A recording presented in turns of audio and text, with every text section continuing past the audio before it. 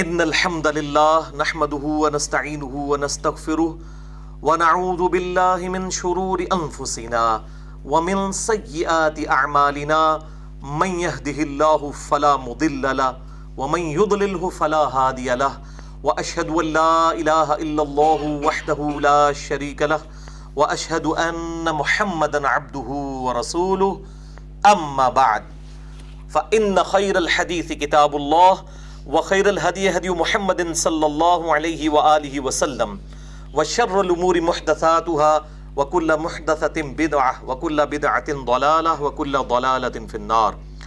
اعوذ باللہ السمیع العلیم من الشیطان الرجیم من ہمزہ ونفخہ ونفثہ بسم اللہ الرحمن الرحیم رب اشرح لی صدری ویسر لی امری واحلل عقدۃ من لسانی یفقہوا قولی۔ بسم اللہ الرحمن الرحیم ان اللہ وملائکتہ یصلون علی النبی یا ایہا الذین آمنوا صلوا علیہ وسلموا تسلیما۔ اللہم صل علی محمد وعلی آل محمد کما صلیت علی ابراہیم وعلی آل ابراہیم انک حمید مجید۔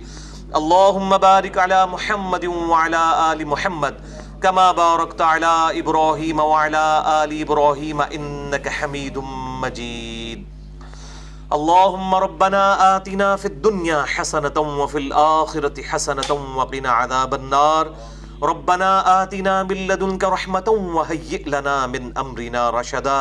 لا الہ الا انت سبحانک انی کنت من الظالمین۔ ولا حول ولا قوة الا باللہ العلی العظیم۔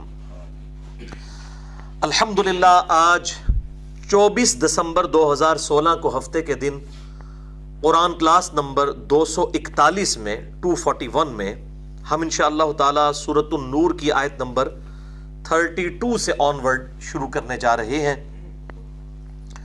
اعوذ باللہ من الشیطان الرجیم بسم اللہ الرحمن الرحیم وَأَنْكِحُوا الْأَيَامَ مِنْكُمْ وَالصَّالِحِينَ،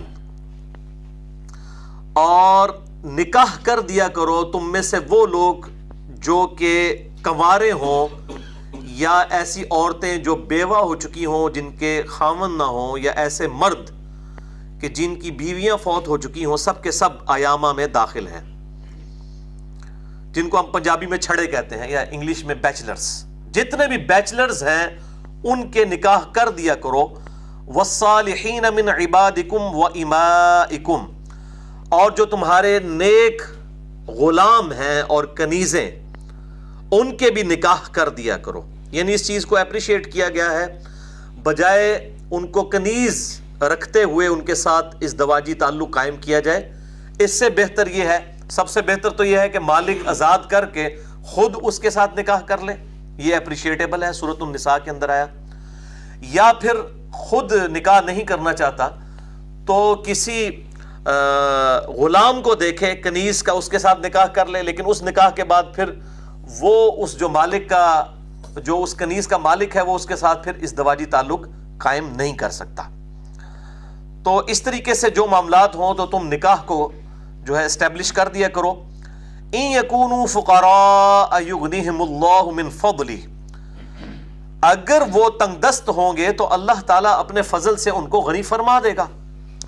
یعنی اگر کسی پر غربت والا معاملہ ہے، اور غربت بھی ایسی نہ ہو کہ بالکل گئی گزری حالت ہو، یعنی کہ اس قسم کی کمزوری ہے فائنینشیل کہ ان کے لیے گزر بسر کرنا مشکل ہے، تو اس چیز کی پرواہ نہ کرو، اللہ تعالیٰ اپنے فضل سے غنی فرما دے گا اور ان کے لیے کوئی نہ کوئی راہ ایسی نکال دے گا۔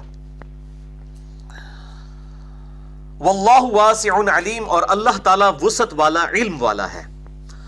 وَلْيَسْتَعْفِفِ الَّذِينَ لَا يَجِدُونَ نِكَاحًا، اور چاہیے ان لوگوں کو کہ جو نکاح کی قدرت نہیں رکھتے ہیں، چاہے وہ فائنینشلی نہیں رکھتے یا اور کسی وجہ سے، تو وہ پاک دامن رہیں۔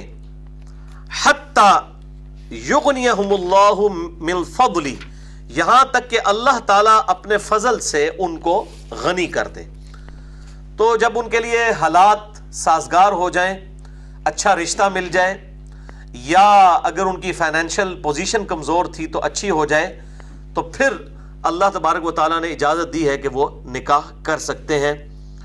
اس وقت تک وہ اپنی پاک دامنی کی حفاظت کریں۔ یہ بھائیوں بہت ڈیٹیل طلب ٹاپک ہے، اور میں نے اس پر وقتاً فوقتاً مختلف اوقات میں گفتگو بھی کی ہے۔ اس آیت مبارکہ سے، سورہ النور آیت نمبر 33 سے یہ بات پتہ چل گئی کہ اگر کوئی شخص تنگ دست ہے تو وہ صرف تنگ دستی کو بنیاد بنا کر نکاح کو اوائڈ نہ کرے، نکاح کر لے، اللہ تعالیٰ اس کے لیے معاملات کو آسانی کر دے گا۔ لیکن اگر کوئی بالکل ہی اتنا کمزور ہے کہ اس کے لیے فیملی چلانا مشکل ہو جائے، پھر ایسے تنگ دست کو اجازت نہیں کہ وہ نکاح کرے، ورنہ الٹا اس کے گلے مصیبت پڑ جائے گی۔ ظاہر ہے پھر حالات و واقعات خراب ہوں گے، پھر طلاق تک نوبت آئے گی، اور ایک جو آئلی زندگی ہے اسلام میں جس کی بڑی امپورٹنس ہے وہ ڈسٹرب ہو جائے گی۔ تو یہ دونوں ایکسٹریمز ہیں۔ ایک ایکسٹریم یہ ہے کہ کوئی شخص جو تھوڑے بہت اپنے معاملات کی کمزوری کی وجہ سے نکاح کو اوائڈ کرے، اور دوسری ایکسٹریم یہ ہے کہ کوئی شخص جو ہے وہ اتنا زیادہ غریب ہے، اس کے لیے حالات و واقعات کسی صورت بھی فیوریبل نہیں ہے، پھر بھی وہ شادی والا معاملہ کر لے۔ تو یہ دونوں ایکسٹریمز ہیں، ان دونوں رویوں سے بچنا ہے۔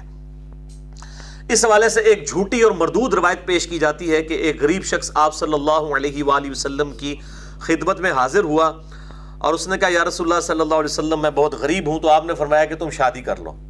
پھر وہ آیا، اس نے کہا یا رسول اللہ صلی اللہ علیہ وسلم مزید معاملات بگڑ گئے ہیں، تو آپ نے فرمایا شادی کر لو۔ اس طرح 4 شادیاں کروا دیں، پھر وہ امیر ہو گیا۔ یہ بالکل جھوٹی روایت ہے اصول محدثین کے اوپر، اور شیخ زبیر العزئی رحمہ اللہ تعالیٰ نے الحدیث رسالے میں بڑی ڈیٹیل کے ساتھ اس کے اوپر بحث کی ہے کہ یہ من گھڑت حدیث ہے، بلکہ یہ شاید ہو سکتا ہے کسی غریب دل جلے نے گھڑی ہو یہ روایت، کہ شاید اس روایت کی بنیاد کے اوپر اس کی 4 شادیاں ہو جائیں۔ اس قسم کی روایتیں گھڑی گئی نا، صحیح مسلم کے مقدمے میں موجود ہے۔ امام مسلم رحمہ اللہ کہتے ہیں کہ میں نے سب سے زیادہ جو جھوٹ بولتے ہوئے دیکھا ہے وہ نیک لوگوں کو دیکھا ہے، اور پوری نیک نیتی کے ساتھ وہ جھوٹی روایتیں آپ صلی اللہ علیہ وآلہ وسلم پر تھوپ دیتے ہیں۔ اور یہ الگ سے ایک بڑا امپورٹنٹ ٹاپک ہے، میں نے اس کے اوپر 1.5 گھنٹے کی گفتگو ریکارڈ کروا دی ہے، جس میں نے صحیح مسلم کا مقدمہ پورا پڑھایا ہے، مسئلہ نمبر 36 اہل سنت پاک.com پر، ضعیف الاسناد اور من گھڑت احادیث کے فتنے کا تحقیقی جائزہ۔ پھر یہی احادیث ہیں جو اسلام کی بدنامی کا باعث بھی بنتی ہیں، اور منکرین حدیث کے لیے بھی ایک دروازہ کھولتی ہیں۔ وہ کہتے ہیں دیکھیں کتنی نان سینس بات ہوئی ہوئی ہے، یہ تو قرآن کے ہی خلاف ہے۔ قرآن میں آپ دیکھ لینا، اللہ تعالیٰ فرمایا کہ اگر کوئی شخص بہت غریب ہے تو وہ انتظار کرے یہاں تک کہ اللہ تعالیٰ اسے غنی کر دے، اس وقت تک وہ پاک دامن رہے۔ اس کانٹیکسٹ میں درجنوں احادیث بخاری اور مسلم سے مجھے زبانی یاد ہے، میں بیان کر سکتا ہوں، لیکن چونکہ میں آلریڈی ان کے اوپر بڑی ڈیٹیل لیکچر دے چکا ہوں، ان میں سے top of the list lecture میرا ملینز آف پیپل تک پہنچا ہے، لاکھوں تک نہیں، وہ ہے مسئلہ نمبر 155۔ اس کے کلپس جو ہیں ملینز آف پیپل تک پہنچے ہیں۔ مسئلہ نمبر 155 نکاح کی اہمیت کے اوپر اور اسلام کے سیکس ڈسپلن کے اوپر، اسی طریقے سے نکاح مسیار اور نکاح متع۔ نکاح مسیار اہل سنت کی طرف سے، خصوصاً علماء عرب کی طرف سے، اور نکاح متع جو ہے اہل تشیع کی طرف سے، یہ جو 2 بدعتیں ایجاد کی گئی ہیں۔ نکاح متع کا تو پھر بھی کوئی معاملہ موجود تھا، بعد میں منسوخ ہو گیا۔ نکاح مسیار تو ٹوٹلی فیبریکیٹڈ چیز ہے۔ یہ دونوں چیزوں کے رد میں نے وہ لیکچر دیا تھا، ساتھ ہی ساتھ میں نے مشت زنی کا جو وبال ہے اس کو ڈسکس کیا، اسی طریقے سے اینل سیکس کی ممانعت، اورل سیکس کے بارے میں صحیح حکم کیا ہے، فیملی پلاننگ، اور اس طرح کے تمام معاملات میں نے اس میں ریزالو کیے ہیں، مسئلہ نمبر 155۔ اسی طریقے سے حال ہی میں ابھی 2 لیکچر ریکارڈ ہوئے ہیں، مسئلہ نمبر 161A آنکھوں کی حفاظت یعنی غض بصر سے متعلق قرآن حکیم اور 17 صحیح الاسناد احادیث کی روشنی میں صحیح فقہی احکام و مسائل، جس میں اکثر احادیث میں نے بخاری اور مسلم سے پیش کی۔ پھر اسی کا پارٹ بی تقریباً 2.25 گھنٹے کی گفتگو ہے، مسئلہ نمبر 161B عورتوں کے حجاب یعنی ستر اور پردے سے متعلق صحیح فقہی احکام و مسائل قرآن حکیم اور 17 صحیح الاسناد احادیث کی روشنی میں۔ اس میں بھی میں نے اکثر احادیث صحیح بخاری اور صحیح مسلم سے پیش کی تھیں، آج میں اس ڈیٹیل میں نہیں جاتا۔ البتہ اس موضوع کے ساتھ انصاف یہ ہے کہ میں یہاں پر 3 کریٹیکل احادیث ضرور بیان کر دوں۔ پہلی حدیث صحیح بخاری میں بڑی مشہور حدیث ہے، انٹرنیشنل نمبر کے مطابق ہے 6474، اور مشکات میں بھی یہ موجود ہے انٹرنیشنل نمبر کے مطابق 4812۔ آپ صلی اللہ علیہ وآلہ وسلم نے ارشاد فرمایا کہ جو شخص مجھے دو چیزوں کی حفاظت کی گارنٹی دے دے، ضمانت دے دے، نمبر ایک، دو داڑوں کے درمیان جو ہے یعنی زبان، اور نمبر دو، دو ٹانگوں کے درمیان یعنی شرمگاہ، جو اپنی زبان اور شرمگاہ کی حفاظت کی گارنٹی ضمانت مجھے دے دے، میں محمد صلی اللہ علیہ وآلہ وسلم اسے جنت کی ضمانت دیتا ہوں۔ بہت بڑی ضمانت ہے۔ اسی طریقے سے ایک اور حدیث ہے، صحیح بخاری اور صحیح مسلم کی متفقن علیہ حدیث ہے، اور مشکات میں کتاب النکاح چیپٹر میں پہلی حدیث یہی ہے 3080۔ میں اب عموماً مشکات کے نمبر بتاتا ہوں کہ میں نے مشکات کو انسائکلوپیڈیا آف حدیث ڈکلیئر کیا ہے۔ اہل سنت کی 13 کتابیں انکلوڈنگ بخاری، مسلم، ابو داؤد، ترمذی، نسائی، ابن ماجہ اور کتابوں، ان سے یہ مشکات المصابیح انسائکلوپیڈیا آف حدیث ہے۔ میں نے اس کے تعارف کے اوپر پورا ڈیٹیل لیکچر بھی ریکارڈ کروا دیا ہے، مسئلہ نمبر 111 مشکات المصابیح کا مکمل تعارف شیخ زبیر علی رحمہ اللہ تعالیٰ کی تحکیم اور تخریج کے ساتھ ہماری ویب سائٹ اہل سنت پاک .com پہ 3 جلدیں اس کی موجود ہیں، 6294 احادیث، 6294 احادیث، 18 MB کی 3 فائلز ہیں، وہ ڈاؤن لوڈ کر سکتے ہیں، پوری تخریج اور تحکیم بھی ہوئی ہے۔ تو مشکات میں نمبر ہے 3080، اور اس کی پرائمری بک بخاری اور مسلم دونوں ہیں۔ آپ صلی اللہ علیہ وآلہ وسلم نے فرمایا، اے نوجوانوں کے گروہ، اے نوجوانوں کی جماعت، تم میں سے جس کے پاس استطاعت ہو، اور استطاعت میں فائنینشل استطاعت بھی اور سیکچول استطاعت بھی دونوں شامل ہیں، وہ الفاظ حدیث کے اس کی حفاظت کریں گے۔ جس میں استطاعت ہو تو وہ نکاح کرے، شادی کر لے، کہ یہ شادی کرنا، نکاح کرنا اس کے لیے غض بصر، نگاہوں کو نیچا رکھنے کا سبب بنے گا، جو سورۃ النور میں ہم سن چکے کہ مومنین مردوں کو کہو کہ اپنی نگاہیں نیچی رکھیں، اور مومنین عورتوں کو حکم دو کہ وہ بھی اپنی نگاہیں نیچی رکھیں۔ تو یہ نگاہوں کو نیچا رکھنے کا سبب بنے گا، اور تمہاری عفت اور عصمت کی حفاظت ہوگی، یعنی شرمگاہ کی حفاظت، جس پہ جنت کی گارنٹی ہے، اس کا ذریعہ جو ہے وہ نکاح ہے اور شادی۔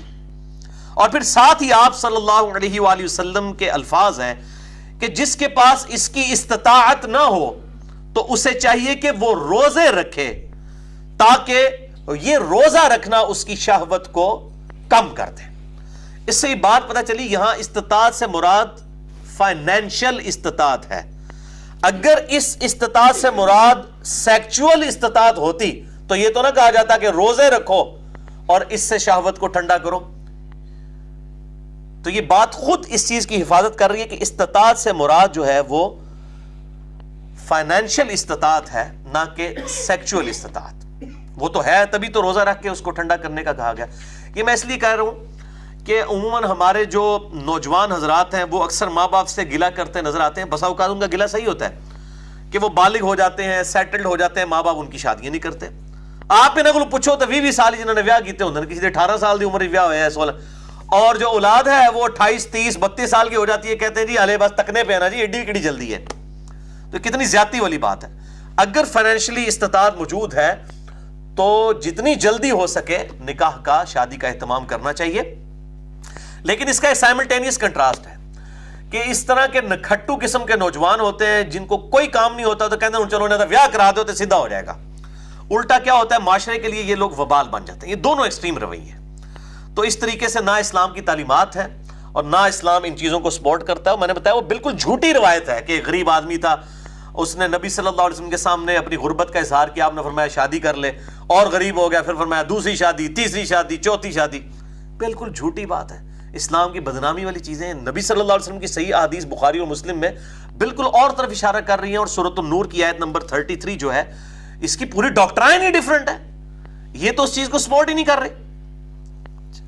اچھا، اسی کانٹیکسٹ میں ایک روایت بخاری اور مسلم سے پیش کی جاتی ہے جو میں نے مسئلہ نمبر 161 جو پردے کے صحیح احکام و مسائل میں بھی ڈسکس کی تھی، کہ ایک عورت آتی ہے نبی صلی اللہ علیہ وسلم کے سامنے اور کہتی ہے یا رسول اللہ صلی اللہ علیہ وسلم، میں اپنا آپ کو حبہ کرتی ہوں تو آپ مجھ سے نکاح فرما لیں، جو سورہ الاحزاب میں بھی آیا کہ اگر کوئی عورت خود اپنی مرضی سے اپنا آپ حبہ کرنا چاہے تو نبی صلی اللہ علیہ وسلم کو پھر اس کا حق مہر دینے کی بھی ضرورت نہیں ہے۔ تو آپ صلی اللہ علیہ وسلم نے یوں دیکھا، پھر نگاہیں نیچی کر لیں، اسی سے شیخ البانی نے جو ہے وہ چہرے کے پردے کے معاملات میں پھر میں نے پورا اس کا ڈسکس کیا تھا کہ اس کو آؤٹ آف کانٹیکسٹ کوٹ کیا جا رہا ہے. آج مال نہیں کہ میں اس کی ڈیٹیل میں جاؤں, مسئلہ 161B دیکھ لیں. تو وہ پھر بعد میں پتا چلا کہ جی اسی حدیث میں آگے آتا ہے, میں نے اس میں ڈیٹیل سے بھی بیان کیا ہے کہ مجھے فیڈ بیک ملا اس حدیث کے والے سے, تو میں اس لیے وہ بتا رہا ہوں. تو آپ صلی اللہ علیہ وسلم خاموش ہو کے بیٹھ گئے, تو ایک صحابی نے جو ہے وہ عورت بھی بیٹھ گئی. ایک صحابی نے عرض کیا اللہ کے محبوب صلی اللہ علیہ وسلم مجھے اجازت دیں میں اس کے ساتھ نکاح کر لوں. تو آپ صلی اللہ علیہ وسلم نے فرمایا تیرے پاس کچھ ہے؟ تو اس نے کہا کچھ بھی نہیں ہے. الٹیمیٹلی اس نے کہا جی میرے پاس صرف ایک چادر ہے جو میں نے باندھی ہوئی ہے, اس کے علاوہ میرے پاس کچھ بھی نہیں گھر میں, یہ میں آدھی چادر اس کو حق مہر کے طور پر دے دیتا ہوں.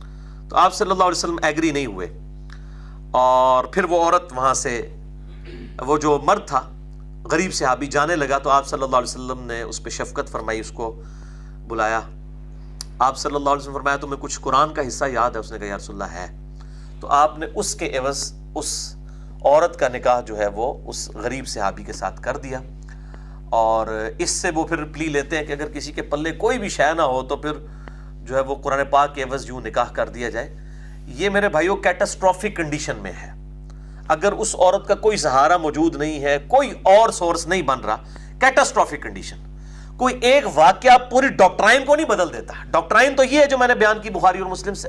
آپ صلی اللہ علیہ وسلم نے فرمایا جس کے پاس استطاعت ہو وہی نکاح کرے, ادروائز وہ اپنی شہوت کو روزے رکھ کے ٹھنڈا کرے. اور اسلام میں سیکچولی اپنے آپ کو ڈسیبل کرنے کی, خسی کرنے کی بھی اجازت نہیں ہے. تو یہ بالکل اس بات کو سمجھ لیجئے, یہ دو ایکسٹریمز ہیں, میں نے اس لیے ان کا رد کیا. تیسری حدیث بھی بخاری اور مسلم کی متفقن علیہ حدیث ہے, اور مشکات میں 145 نمبر ہے اس کا, کہ آپ صلی اللہ علیہ وآلہ وسلم کی غیر موجودگی میں کچھ اصحاب آپ صلی اللہ علیہ وآلہ وسلم کی ازواج مطہرات کے پاس آئے پردے میں, ان سے ڈسکشن کی آپ صلی اللہ علیہ وسلم کے معاملات کے بارے میں, کہ آپ صلی اللہ علیہ وسلم ہفتے میں کتنے روزے رکھتے ہیں, آپ صلی اللہ علیہ وآلہ وسلم روزانہ کتنی نماز پڑھتے ہیں, اس طرح کی چیزیں ڈسکس کی. تو انہوں نے حدیث کے الفاظ ہیں کہ آپ صلی اللہ علیہ وسلم کی عبادت کو ہلکا جانا, اور پھر انہوں نے آپس میں گفتگو کی کہ اللہ کے نبی تو بخشے بخشائے ہیں, ان کو تو ضرورت ہی نہیں ہے زیادہ عبادت کرنے کی. ان میں سے ایک شخص نے کہا کہ میں روزانہ ساری رات عبادت کیا کروں گا نفلی, اللہ کو راضی کرنے کے لیے. دوسرے نے کہا میں روزانہ نفلی روزہ رکھا کروں گا. اور تیسرے نے کہا کہ میں نکاح نہیں کروں گا, اپنی زندگی ٹوٹلی وقف کر دوں گا اللہ کی یاد میں. یہ تین اصحاب یہ تین سٹیٹمنٹس دے کر وہاں سے چلے گئے. آپ صلی اللہ علیہ وسلم جب واپس آئے اور آپ کو یہ معاملہ بتایا گیا تو آپ صلی اللہ علیہ وآلہ وسلم سخت ناراض ہوئے, جلال میں آیا. آپ نے فرمایا ان کو پیش کرو. ان کو بلایا گیا تو آپ صلی اللہ علیہ وسلم نے بڑے سخت الفاظ ارشاد فرمائے. آپ صلی اللہ علیہ وآلہ وسلم نے فرمایا اللہ کی قسم میں تم سے زیادہ اللہ کا تقوی رکھتا ہوں. یعنی مجھ سے زیادہ کون اللہ کا تقوی رکھنے والا ہے؟ اللہ کی قسم میں تم سے زیادہ اللہ سے ڈرنے والا ہوں, تقوی رکھنے والا ہوں. میں رات کو نماز بھی پڑھتا ہوں اور سو بھی جاتا ہوں. میں روزے رکھتا بھی ہوں اور چھوڑ بھی دیتا ہوں, کبھی رکھ لیا کبھی چھوڑ دیا. نفلی روزے آپ صلی اللہ علیہ وآلہ وسلم ہفتے میں 2 دن منڈے اور تھرسڈے یعنی جمعرات اور پیر کا روزہ رکھا کرتے تھے, صحیح مسلم میں حدیث ہے. اور مہینے میں 3 روزے بخاری اور مسلم میں آتا ہے ایام 20 کے, چاند کی 13, 14 اور 15 تاریخ کو. یہ آپ صلی اللہ علیہ وسلم کے روزے ہوا کرتے تھے. اور بخاری اور مسلم میں احادیث ہیں جن کے کانٹیکسٹ میں آپ صلی اللہ علیہ وسلم نے ارشاد فرمایا کہ اگر کسی نے بہت زیادہ روزے بھی رکھنے ہیں تو داؤدی روزے رکھیں, جو سیدنا عبداللہ بن عمر بن عاص رضی اللہ تعالی عنہما کو آپ صلی اللہ علیہ وآلہ وسلم نے اجازت دی کہ ایک دن روزہ رکھ لیں ایک دن چھوڑ دیں. روزانہ روزہ رکھنے کی اسلام میں اجازت نہیں ہے, سوائے ایک جو بخاری مسلم میں ملتا ہے کہ آپ صلی اللہ علیہ وسلم رمضان کے علاوہ اگر پورا مہینہ کسی اور مہینے میں روزے رکھتے تھے, وہ شعبان کا مہینہ ہوتا تھا, اس میں آپ صلی اللہ علیہ وآلہ وسلم مسلسل روزے رکھا کرتے تھے. باقی آپ صلی اللہ علیہ وسلم روزانہ روزہ نہیں رکھتے تھے. تو آپ صلی اللہ علیہ وسلم نے فرمایا میں روزے رکھتا بھی ہوں چھوڑ بھی دیتا ہوں. اور پھر آپ صلی اللہ علیہ وسلم نے فرمایا اور میں نے اتنے نکاح بھی کیے ہوئے ہیں. النکاح سنتی فمن رغب عن سنتی فلیس منی. نکاح میری سنت ہے، جس نے میری اس سنت سے اغراض کیا اس کا مجھ سے کوئی تعلق ہی نہیں ہے، وہ میرا امت ہی نہیں ہے. تو اسلام میں رہبانیت نہیں ہے. اسلام میں یہ نہیں ہے کہ آپ سب کچھ چھوڑ چھاڑ کے تو جا کے جنگلوں میں بیٹھ جائیں، عبادت کرنا شروع کر دیں. اور اس پہ غامدی صاحب نے بڑی زبردست ایک بات کی تھی کہ جو شخص دنیا کو چھوڑ کر، دنیا کے امتحانات کو چھوڑ کر اور ایک کنارہ کشی کی زندگی اختیار کرتا ہے، اس شخص کی مثال اس امتحان دینے والے شخص کی سی ہے جو کمرے امتحان سے اٹھ کے بھاگ جائے خالی پیپر دے کے، اور پھر وہ یہ امید رکھے کہ میں پاس ہو جاؤں گا. یہ اللہ نے کمرے امتحان تو بنایا دنیا، اس کے اندر آپ نے اسی میں ہی تو ٹیسٹ ہے. آپ کی بیویوں میں ٹیسٹ، اولاد میں ٹیسٹ، ماں باپ میں ٹیسٹ، رشتہ داروں کے ساتھ حسن سلوک میں ٹیسٹ، دنیاوی معاملات میں ٹیسٹ، رزق حلال اور حرام میں تمیز کرنے میں ٹیسٹ. یہ سارے یہ کمرے امتحان ہی تو ہے دنیا. اس میں اگر آپ خالی پیپر دے کے تو جا کے جنگلوں میں بیٹھ کے پیپر دیں گے تو آپ کے پیپر تو کسی نے نہیں لینا. تو یہ بڑی زبردست انٹلیکچوئل مثال انہوں نے دی. اس لیے میں نے چونکہ ان سے مستعار لی ہے لہٰذا میں نے ان کی کوٹیشن ضروری سمجھا کہ میں ان کا نام بھی لوں اس حوالے سے. تو یہ بڑی اہم بات ہے. تو آپ صلی اللہ علیہ وسلم نے ان تینوں اصحاب کو اس چیز سے منع فرما دیا. اس کے اندر بھی آپ دیکھیں آپ صلی اللہ علیہ وآلہ وسلم نے کلیئر کٹ نکاح سے جو بھگوڑے ہو جاتے ہیں اور شادی کے معاملات کو چھوڑنے پر آمادہ ہو جاتے ہیں تو ان کی اس عمل کو ایگزیجریشن ریلیجن میں قرار دیا گیا ہے. اسلام ان چیزوں کو سپورٹ نہیں کرتا. اسلام میں رہبانیت نہیں ہے، اسلام میں ترک دنیا نہیں ہے، بلکہ اس دنیا میں رہتے ہوئے جس طرح کہ کشتی جو ہے وہ پانی کے اوپر ہی چلتی ہے. یہ نہیں ہو سکتا کہ کشتی جو ہے وہ پانی کے بغیر چلے. پانی اس کی ضرورت ہے. دنیا کا متاع ضرورت ہے یہاں پہ زندگی گزارنے کے لیے، لیکن اگر دنیا کو آپ اپنے اوپر سوار کر لیں گے تو یہ اسی طریقے سے ہے جیسا کوئی پانی کو کشتی کے اندر ڈال لے، پھر تو کشتی ظاہر ڈوب جائے گی. بس وہ اس کے اوپر سطحی طور پہ اس کو استعمال کرے، اپنے اوپر حاوی نہ ہونے دے. تو یہ ہے اس کی مثال. تو آپ صلی اللہ علیہ وآلہ وسلم نے اس حوالے سے کلیئر کٹ گائیڈ لائنز امت کو ارشاد فرما دی. باقی جسے شوق ہو تو مسئلہ نمبر 155، 161A، 161B یہ دیکھ لیجئے، انشاءاللہ تعالی آپ کو اس حوالے سے معاملات کلیئر ہو جائیں گے. اب اسی آیت کے اگلے پورشن کی طرف آ جائیے. وَالَّذِينَ يَبْتَغُونَ الْكِتَابَ مِمَّا مَلَكَتْ أَيْمَانُكُمْ، اور جو تم میں سے غلام ایسے ہیں جو مکاتب بننا چاہیں، مکاتبت کرنا چاہیں. یہ مکاتبت کی ٹرم سمجھ لیں. مکاتبت یہ ہوا کرتی تھی یعنی لکھت پڑھت جس کو ہم اپنی مادری لینگویج میں کہتے ہیں، اینڈ ریٹن، کوئی سٹیمپ پیپر. یہ ظاہر ہے کہ غلامی کا ایک سسٹم تھا. اسلام نے غلامی کو ڈسکریج کیا، اچانک ختم نہیں کیا، ورنہ سارے معاملات تلپٹ ہو جاتے. لوگوں کے معاملات ڈیپینڈنٹ تھے غلاموں کے اوپر، ان سے گھروں کے کام لیتے تھے. لیکن اسلام نے اتنا اس سسٹم کو ڈسکریج کیا کہ اپنی موت خود مر گیا. اسلام سے پہلے کسی نے اس سسٹم کے اوپر ہاتھ نہیں ڈالا. آج لوگ کہتے ہیں کہ جی غلامی ختم ہو چکی ہے، کسی کو غلام نہ بنایا جائے. اس کی ابتدا آپ صلی اللہ علیہ وآلہ وسلم کی تعلیمات سے ہوئی. کوئی روزہ توڑ لے، میاں بیوی ازدواجی تعلق قائم کر کے، بخاری و مسلم میں حدیث ہے، تو ایک غلام کو آزاد کرے. اسی طریقے سے کئی معاملات میں پہلے نمبر پہ جو شرط رکھی گئی کفارے کے لیے ایک غلام کو آزاد کرنا. تو اس غلامی کے سسٹم کو ڈسکریج کیا گیا تاکہ یہ اپنی موت خود مر جائے. اور دوسری طرف ایسے اسباب پیدا کیے گئے کہ غلام بھی آزاد ہو سکتے ہیں. اس کے لیے مکاتبت کا ایک جو معاملہ ہے اس کو انٹروڈیوس کروایا گیا اللہ تعالیٰ کی طرف سے ایز اے شریعت. وہ یہ تھا کہ کوئی غلام جو ہے وہ اپنے مالک کے ساتھ یہ بات طے کر لے کہ میں آپ کو اتنی رقم دوں گا. یعنی وہ اگر غلام کو وہ بیچتا ہے تو ظاہر ہے اس کے عوض اس کو رقم ملے گی. تو وہ غلام خود کہے کہ میں محنت کر کے اتنی رقم کما کے آپ کو خود ادا کر دوں گا، آپ مجھے آزاد کر دیں بجائے بیچنے کے. پہلے یہ آپشن موجود نہیں تھا. غلام جو ہے ہمیشہ غلام ہی رہتا تھا، غلام کی اولاد بھی غلام ہی رہا کرتی تھی. تو اسلام نے کتنا زبردست اس کے لیے ایک اسکیپ روٹ نکالا کہ غلام اگر یہ آفر کرے اپنے مالک کو بجائے مجھے کسی کے ہاتھ بیچنے کے، تم میری قیمت لگاؤ، اتنی قیمت میں محنت اور مزدوری کر کے تمہیں دے دوں گا، پھر تم مجھے آزاد کر دینا. تو اس کو مکاتبت کہا جاتا تھا. اس کے عوض پھر غلام آزاد کر دیے جاتے تھے. ویسے تو فی سبیل اللہ بھی آزاد کیے گئے. سیدنا ابو بکر الصدیق رضی اللہ تعالی عنہ علیہ السلام نے کتنے مسلمانوں کو، جن میں سیدنا بلال بھی شامل ہیں اور صحیح بخاری میں حدیث ہے کہ سیدنا عمر فاروق رضی اللہ تعالیٰ عنہ علیہ السلام کہا کرتے تھے کہ ابو بکر ہمارے سید ہیں، ہمارے آقا ہیں، سردار ہیں، کہ انہوں نے ہمارے آقا اور سردار سیدنا بلال کو آزاد کروایا۔ یعنی حضرت عمر فاروق قبیلہ قریش سے تعلق رکھنے والے، اور وہ ایک حبشی غلام کو کہہ رہے ہیں سیدنا بلال۔ یہ ہے اسلام کی خوبصورتی کہ جس نے اتنا حوصلہ دیا ان عرب کے لوگوں کو جن کے اندر قبائلی سسٹم اور اپنی سپریورٹی دوسروں کے اوپر کتنی ڈومیننٹ تھی، اس کے باوجود حضرت عمر جیسا شخص کہہ رہا ہے سیدنا بلال رضی اللہ تعالیٰ عنہ علیہ السلام۔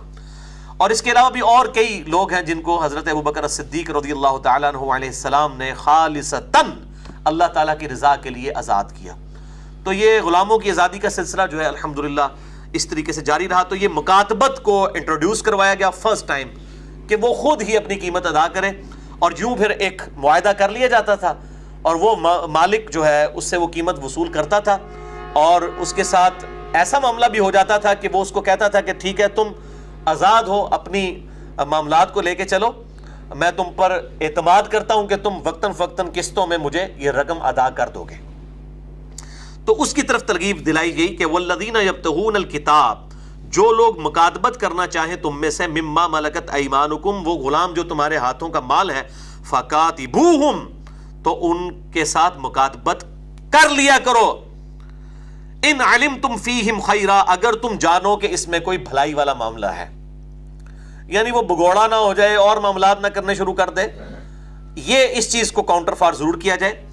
وَآتُوهُم مِّن مَّالِ اللَّهِ الَّذِي آتَاكُمْ، اور تم اپنی طرف سے بھی کچھ مال ان کو دے دیا کرو جو اللہ نے تمہیں دیا ہے، چوپڑیاں نالے دو، یعنی کتنی زبردست بات ہے۔ ایک تو ان کے ساتھ معاہدہ کر لو، پھر انہوں نے جب پیسے نہیں ہے تو چلو تم اپنی جیب سے کہہ لو کہ اچھا یار تم یہ لو، میری طرف سے بھی کچھ پیسے رکھ لو، یعنی اس میں ترغیب دلائی جا رہی ہے کہ یار ویسے ہی چھوڑ دو ان کو، چلو کچھ کرنا ہے۔ اسی طریقے سے جو زکوٰۃ کے مصارف بتائے گئے 8 سورہ التوبہ کی آیت نمبر 60 میں، جس میں نے کوئی 3-4 گھنٹے گفتگو کی تھی، مسئلہ نمبر 95A اور 95B، زکوٰۃ کے 70 قدیم اور جدید فقہی احکام و مسائل، اور میرے علم کی حد تک کسی نے ابھی تک ریٹن فارم میں نہ ویڈیو کے فارم میں اس لیول کی کوئی کوشش کی ہے الحمدللہ۔ یہ میں تکبر کے طور پر نہیں کہہ رہا، میں نے بڑی پورا ایک رمضان کا مہینہ میرا پورا سمجھا کہ میں نے ایک اعتکاف کیا ہوا تھا اور میں نے یہ لیکچر تیار کیا تھا، مسئلہ نمبر 95A اور 95B۔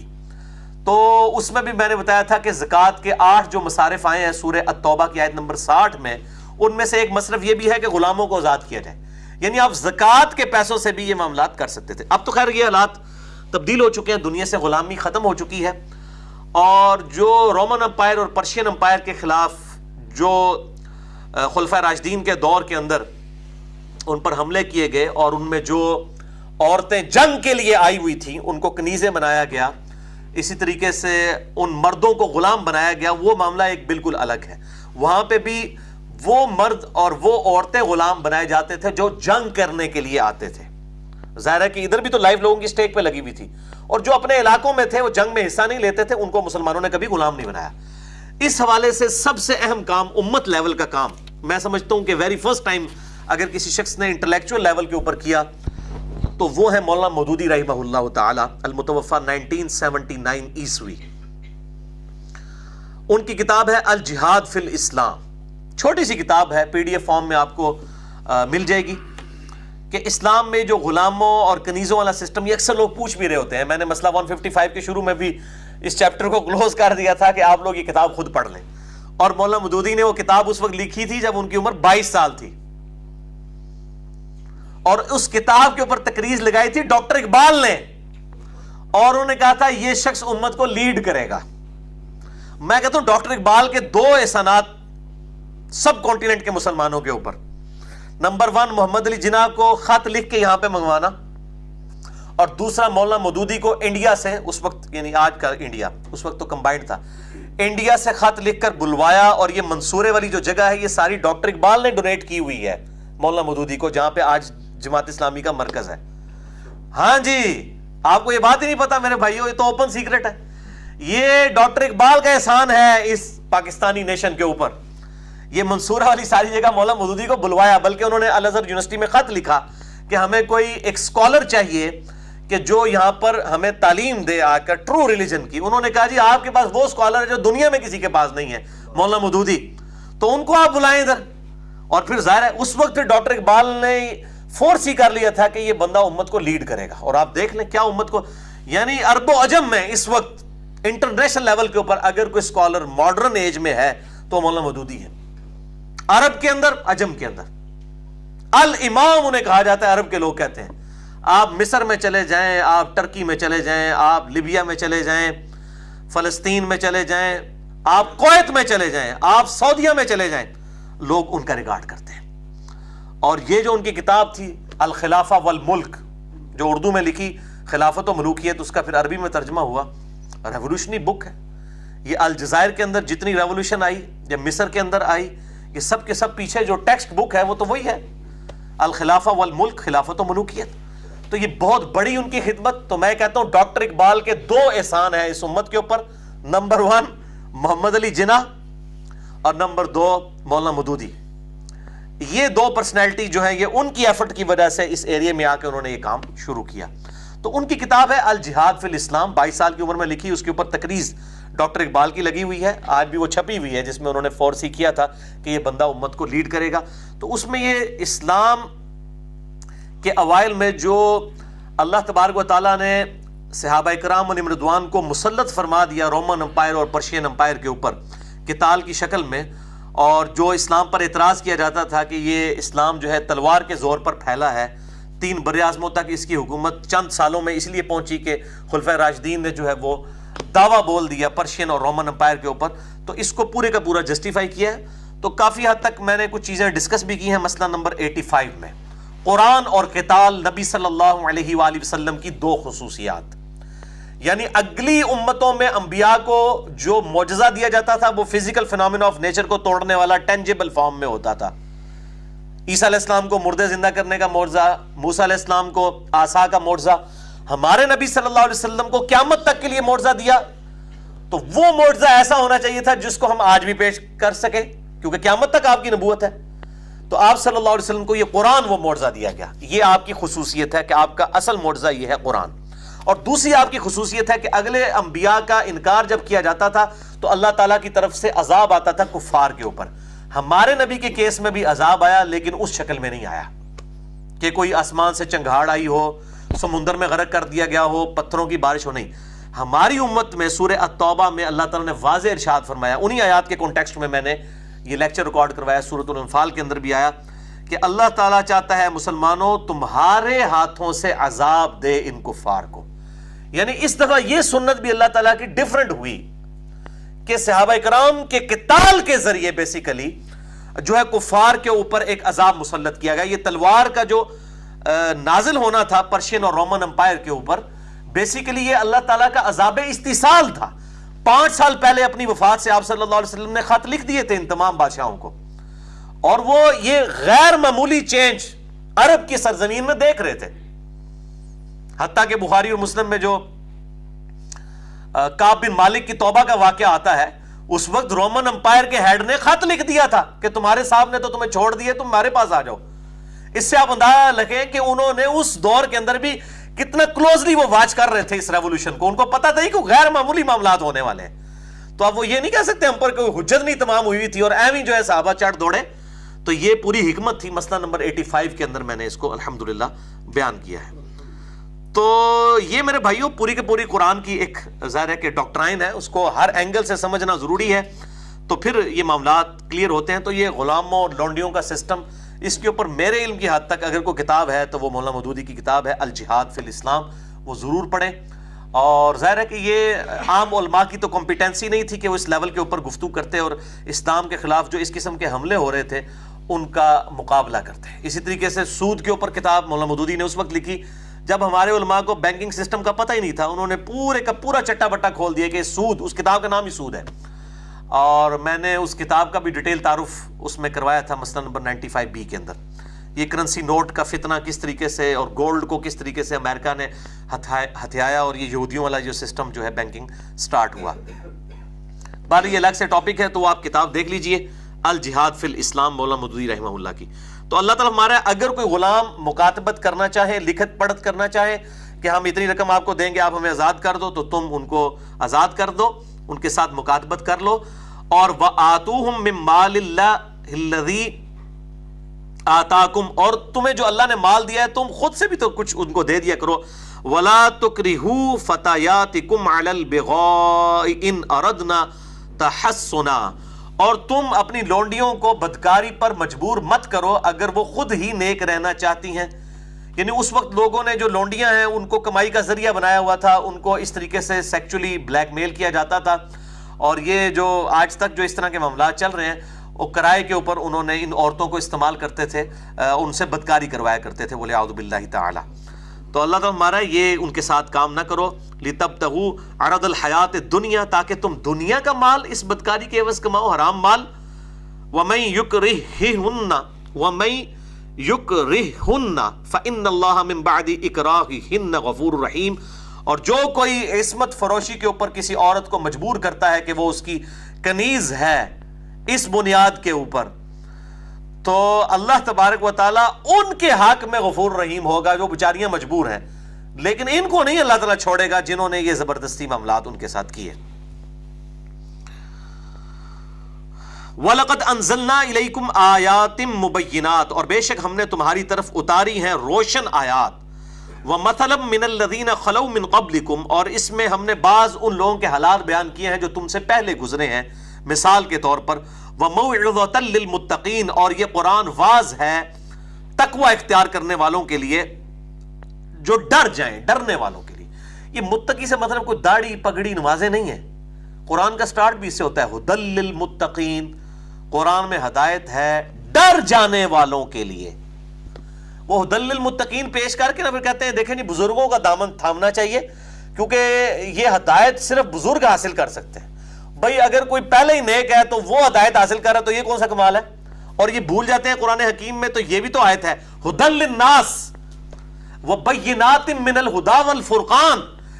یہ کتاب جو ہے پوری انسانیت کے لیے ہدایت ہے اور روشن دلائل ہے اس میں، اور حق اور باطل میں تمیز کرنے والی کتاب. ہدی للناس بھول جاتے ہیں، کہتے ہیں ہدی للمتقین. صرف نیک لوگ ہی قرآن پڑھ سکتے ہیں، باقی پڑھیں گے تو گمراہ ہو جائیں گے.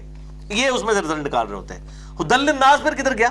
وہاں ہدی للمسلمین بھی نہیں آیا، ہدی للناس. یہ ہدی للمتقین کا مطلب ہے اللہ سے ڈر جانے والوں کے لیے. مراد جو یہ بندہ، ایسا بندہ جو فزیکل فینومینا آف نیچر کو، ان تمام چیزوں کو آبزرو کر کے اس رزلٹ پر پہنچ جائے کہ اس کائنات کو کسی خدا نے بنایا ہے، اور وہ خدا جس نے میری مرضی کے بغیر مجھے پیدا کر دیا میرے ساتھ کچھ بھی کرنے پر قادر ہے، تو وہ شخص تو ڈر جائے گا کہ میں فوراً اس خدا کی پناہ میں آ جاؤں. ڈرے گا کہ نہیں ڈرے گا؟ افحسبتم انما خلقناکم عبثا وانکم الینا لا ترجعون، کیا تم نے گمان کیا کہ ہم نے تمہیں ویسے ہی پیدا کر دیا اور تمہیں لوٹ کے ہماری طرف نہیں آنا؟ تو یہ جو اس قسم کا بندہ ہوگا نا، جو غور و تفکر کرے گا، وہ ڈر جائے گا کہ یار جس نے میری مرضی کے بغیر مجھے پیدا کیا وہ میرے ساتھ تو کچھ بھی کر سکتا ہے.